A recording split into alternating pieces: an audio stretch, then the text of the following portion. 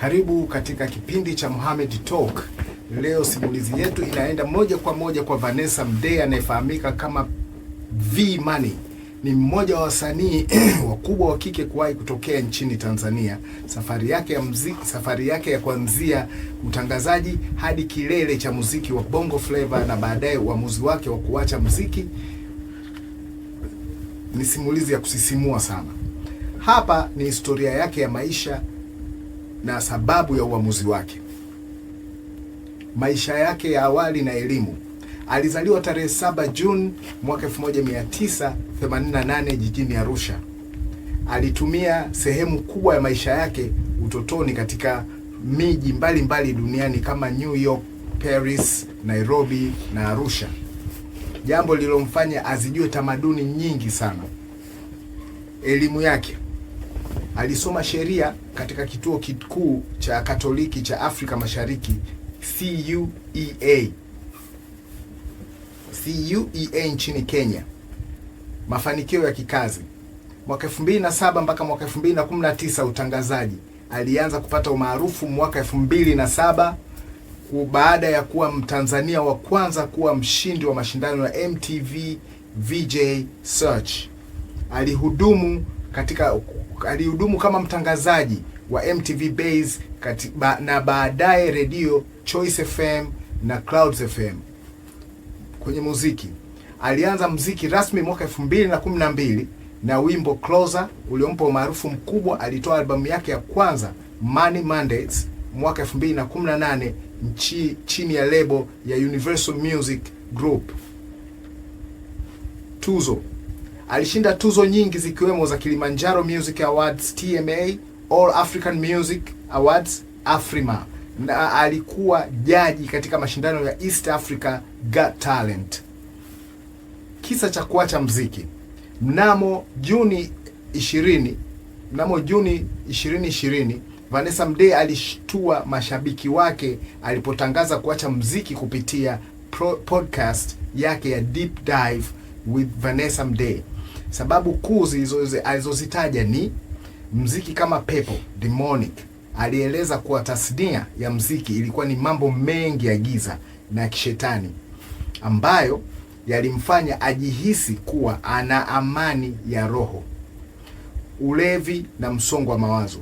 Alikiri kuwa shinikizo la tasnia hiyo ilimpelekea kujiingiza kwenye ulevi wa pombe ili kukabiliana na huzuni na upweke aliokuwa nao licha kuonekana kwenye furaha mbele ya umma. Utafuta uhusiano na Mungu.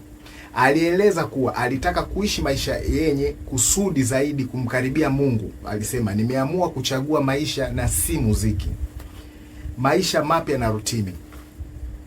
Baada ya kuacha muziki, Vanessa Mdee alihamia nchini Marekani kuishi na mpenzi wake, mwigizaji na mwanamuziki Rotimi. Familia. Kwa sasa ni mama wa watoto wawili, Seven na Imani. Ndoa. Taarifa za hivi karibuni zinaonyesha kuwa wawili hao walifanya harusi ya siri ya kidini, Kingdom Marriage, mapema mwaka 2025, wakijikita zaidi katika malezi na maisha ya kiimani. Vanessa amekuwa akisisitiza kuwa hatarajii kurudi tena kwenye muziki wa kidunia, secular music, bali anafurahia maisha yake mapya kama mke, mama na mjasiriamali. Je, ungependa nikueleze zaidi kuhusu mafanikio na nyimbo zake za kiundani au kampeni zake za kijamii? Tuendelee na Mohamed Talk. Karibu. Ni vyema kuangalia upande wa pili wa Vanessa Mdee ambao mara nyingi ulifichwa na pambo la muziki. Pamoja na mwanamuziki, alikuwa ni ushawishi mkubwa katika jamii na mafanikio ya kihistoria kwenye muziki wa Bongo Flava. Hapa kuna undani wa mafanikio yake ya kampeni za kijamii alizoziongoza. Namba 1, mafanikio makubwa aliyopata, makubwa kabisa katika muziki. Vanessa hakuwa mwanamuziki wa kawaida, alikuwa standard setter, mwekaji wa viwango kwa wasanii wa kike wa Afrika Mashariki. albamu ya Money Mondays mwaka 2018. Hii ilikuwa moja ya albamu ya kwanza ya msanii wa kike Tanzania kuuzwa kidigitali kwa kiwango kikubwa na kusambazwa na lebo ya kimataifa Universal Music Group. Nyimbo kama Cash Madam na Wait zilivunja rekodi za kutazamwa YouTube Music Group. Nyimbo kama Cash Madam na Wait zilivunja rekodi kwa kutazamwa YouTube. Ubalozi wa kimataifa. Alikuwa mwanamuziki wa kwanza wa kike kutoka Tanzania kusaini mkataba wa ubalozi na kampuni kubwa ya Samsung na Coca-Cola, Coke Studio. Tuzo za kimataifa. Alishinda tuzo the Best Female East Africa, inaitwa Afrima, mara kadhaa, jambo lilomfanya kuwa mshindani wa karibu wa wasanii kama Victoria Kimani Kenya na Sheba Karungi Uganda. Kampeni za kijamii, social advocacy. Vanessa alitumia sauti yake kupigania haki za wanawake na elimu. Kampeni ya kwanza ya elimu haina mwisho. Alishiriki kikamilifu katika kampeni za kuwahimiza wasichana wadogo kubaki katika shule na kupinga mimba za utotoni. Alitumia jukwaa lake kuelimisha kuhusu umuhimu wa elimu ya mtoto wa kike. Ubalozi wa One Campaign. Alikuwa mmoja wa wasanii walioshiriki katika wimbo wa Strong Girl uliolenga kuwahimiza viongozi wa dunia kuwekeza kipaumbele kwa wanawake katika kupambana na umaskini, mazingira na maji. Alishiriki katika miradi ya kutoa maji safi vijijini kupitia ushirikiano wa mashirika mbalimbali ya kimataifa, akiamini kuwa mwanamke hawezi kujikwamua kiuchumi na kama anatumia muda mwingi kutafuta maji. Maisha ya sasa. Tangu aachane na muziki mwaka 2020, Vanessa amejikita zaidi katika ujasiriamali. Anamiliki kampuni ya bidhaa za watoto akina mama iitwayo Mdee Music na ana miradi ya mavazi na urembo nchini Marekani. Podcast ya Deep Dive. Alitumia jukwaa hii kuelezea matatizo ya afya ya akili, mental health, na jinsi inapopambana na msongo wa mawazo, jambo ambalo limewasaidia vijana wengi wanaopitia hali kama hiyo. Maisha ya kiroho. Kwa sasa Vanessa anatumia mitandao yake ya kijamii zaidi kuhubiri kuhusu amani ya moyo, upendo na Mungu, akisema kuwa amepata utajiri wa roho ambao muziki haukuweza kumpa. Vanessa Mdee anabaki kuwa mfano kwa wasichana anayeweza kufikia kileleni mwa mafanikio ya kidunia, lakini akiwa ujasiri wa kuacha yote ili kutafuta kile anachokiona kuwa ni ukweli wa maisha yake. Je, ungependa kupata orodha ya nyimbo zake 5 zinazovunja rekodi unazotaka kujua kuhusu uhusiano wake yeye na Rotimi ulivyoanza? Tuendelee na Mohamed Talk. Karibu. Hapa kuna undani wa nyimbo zake zilizotikisa na kusimulia na kuvutia jinsi ya penzi na Rotimi zilivyozaliwa na kubadilisha maisha yake kabisa. Namba 1, nyimbo 5 zilizovunja rekodi. Nyimbo 5 zilizovunja rekodi, the big hits. Vanessa alitengeneza nyimbo ambazo hazikuwa tu burudani, bali ziliweka viwango vipya vya ubora na wa video na sauti, high quality katika Bongo Flava. Closer mwaka 2012, huu ndio wimbo uliomtambulisha rasmi. Ulivunja rekodi kwa kuwa wimbo wa kwanza wa msanii wa kike wa Tanzania kupata downloads nyingi zaidi kwenye majukwaa, kwanza ya kijitali nchini. Niroge mwaka 2016, huu ulikuwa wimbo wa The Global Standard.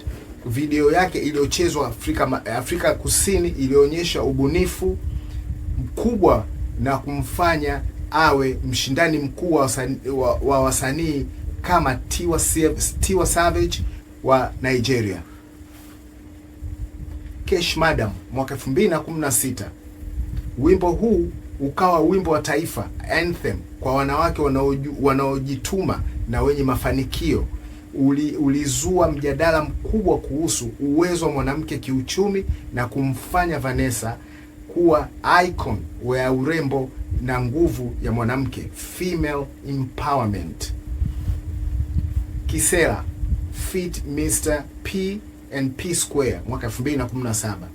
Huu ulikuwa ushindi mkubwa wa Vanessa kushirikiana na nusu ya kundi la P Square kulimfungulia milango ya soko la Nigeria na Afrika Magharibi kwa ujumla.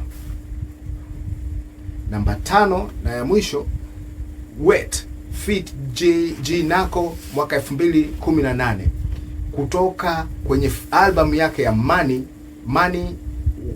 Mandates, wimbo uliokamata klabu zote za usiku na redio kwa muda mrefu kutokana na mahadhi yake ya kuvutia na video yenye rangi za kuvutia. Penzi la Vanessa na Rotimi. Uhusiano wa Vanessa Mdee na Rotimi, mwigizaji wa tamthilia ya Power na mwanamuziki, ni mmoja hadithi ya mapenzi ilizopendwa zaidi mtandaoni. Mwanzo wa safari mwaka 2019, wawili hawa walikutana kwenye tamasha la muziki la Essence Festival nchini Marekani mwaka 2019. Vanessa alikuwa amekwenda kule kwa msanii na Rotimi alikuwepo, na Vanessa alisimulia kuwa alikuwa amevurugwa na safari na hakutaka hata kwenda kwenye tamasha hilo siku hiyo, lakini rafiki yake alimshauri aende. Kukutana kwao, walipozungumza kwa muda mfupi tu, Vanessa anasema kuwa alipomtazama Rotimi, roho yake ilimwambia kuwa huyu ndiye mume wake. Baada ya hapo walianza kuwasiliana kupitia simu, FaceTime kwa saa nyingi kila siku, huku Vanessa akiwa Tanzania na Rotimi akiwa Marekani. Maamuzi magumu. Baada ya muda mfupi wa mahusiano, Vanessa alifanya uamuzi ambao waliouona kuwa kama ni wa hatari. Alifunga virago, akaacha kazi zake zote za muziki na biashara nchini Tanzania na kuhamia Atlanta, Marekani ili kuwa karibu na Rotimi. Maisha ya familia na harusi. Tangu walipokutana, maisha ya Vanessa na yamebadilika kutoka pop star hadi kuwa mama na mke. Mwaka 2020, Rotimi alimvisha pete ya uchumba Vanessa kwa hafla ya kifahari na ya kihisia sana. Video ya tukio hilo lilisambaa sana na kuonyesha jinsi walivyokuwa na furaha. Watoto wamebarikiwa kupata watoto wawili. Wa kwanza ni wa kiume anayeitwa Seven na anaitwa Seven Adeloa, alizaliwa mwaka 2021, na wa pili ni wa kike anaitwa Imani Eneoloa, alizaliwa mwaka 2023, harusi ya kidini. Mapema mwaka 2025 wawili hao walithibitisha kuwa sasa ni mume na mke rasmi kupitia kile walichokiita Kingdom Marriage, ndoa ya kifalme ya kidini. Hawakufanya sherehe kubwa ya kidunia, bali walichagua ibada ya faragha na ya kiimani, wakisisitiza kuwa wanataka Mungu awe msingi wa nyumba yao. Hitimisho. Vanessa Mdee kwa sasa ni tofauti kabisa na V-Money wa zamani.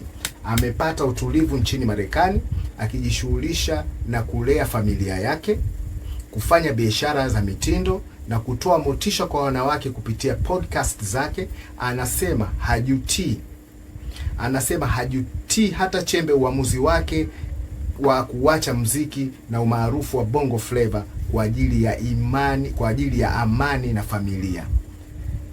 Endelea kushare kwa marafiki wengi zaidi ili waweze kujifunza kupitia simulizi zetu, na Mohamed Talk bado nipo na wewe. Karibu sana.